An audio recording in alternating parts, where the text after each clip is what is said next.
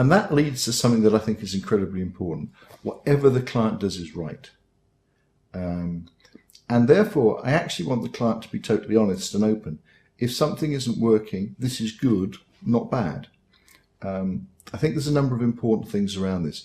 Firstly, from my point of view, I don't want the client to fake it, because if they fake it, I don't know what's going on. I actually want the client to be as open as possible, because it's fine if things don't work, because I can still lead them from what's not working to what will work. And it also gets me to change what I do based on the information that I'm getting. So I never want a client to be nice to me. I want a client to be totally straight.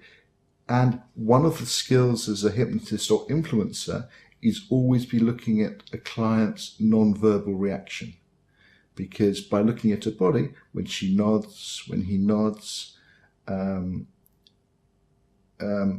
they accept anything, it's just a feedback loop. Because in some ways, hypnosis or influence is a feedback loop.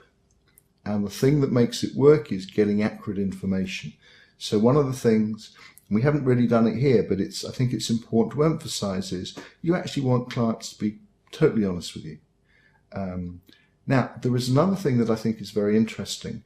For a lot of people, expressing how they feel, what they see, what they hear, verbalizing what's going internally, externally, in doing that process, they're actually connecting to their emotions, to their visions, to some of what they hear. They're actually connecting with themselves. So if you get people to verbalize what's going on internally, externally, they're often learning about themselves.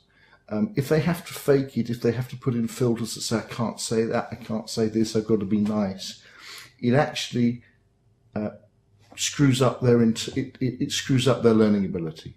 It's tremendously empowering for people in a safe environment. You can't do it everywhere, but in a safe environment where you're working for somebody, to let somebody be 100% truthful to the experiences they are inside. So there's two reasons that I want clients to be totally open and say what's true. One is, if they are, I can always lead them to somewhere else. I can always change what I'm doing. I can use their responses to lead them to somewhere else. But secondly, it can be a tremendous learning process for them, because it helps them connect to what's going on. And my view is, if they can express what's going on internally, they will learn loads themselves. So I think it's very important and very empowering to let your clients be totally honest, and encourage them to be honest. Don't shut them down if they say what you don't want to hear. Actually, in these situations, you want them to tell you what they might have thought you don't want to hear.